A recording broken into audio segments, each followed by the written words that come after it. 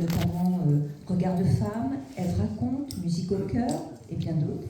Vous avez publié 12 ouvrages. Votre amour de la musique va vous amener à organiser et produire de grands festivals. Le festival d'Aix-en-Provence qui existait déjà mais que vous avez bien sûr présenté. Les journées lyriques du festival d'Antibes, le festival de Chartres. Depuis 20 ans, vous êtes productrice de spectacles du château de Lacoste, le château du Marquis de Sade, rénové par Pierre Cardin, et productrice d'émissions sur Radio Classique.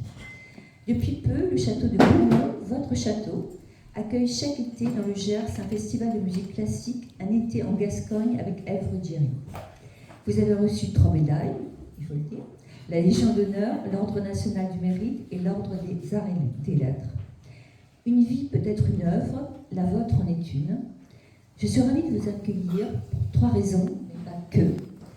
Vous êtes une merveilleuse conteuse, et comme beaucoup sans doute ici, vous avez accompagné mes années d'étudiante. Pour la joie d'écouter votre voix et vivre par procuration du destin exceptionnel, je devais pédaler 3 fois plus vite pour arriver à mes cours quand j'étais sur le campus de Bordeaux. Cette voix, ni trop forte, ni trop basse, moyenne comme vous l'écrivez, mais qui par son timbre joyeux, élégant, passionné, plein d'humour et d'émotion, a fait naître mon goût pour les biographies.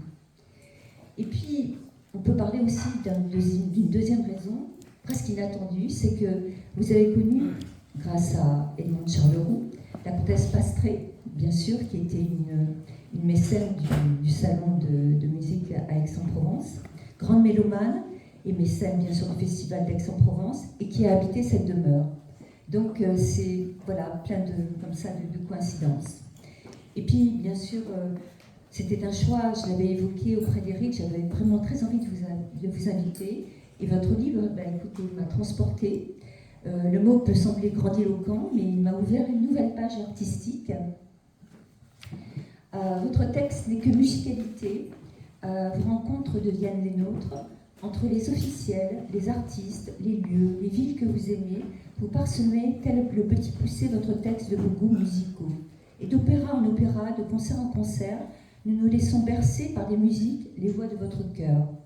Alors, comme une bonne écolière, j'ai commencé de façon intense à écouter les ténors, les sopranos, les grands pianistes, les concerts commentés et aimés par vous.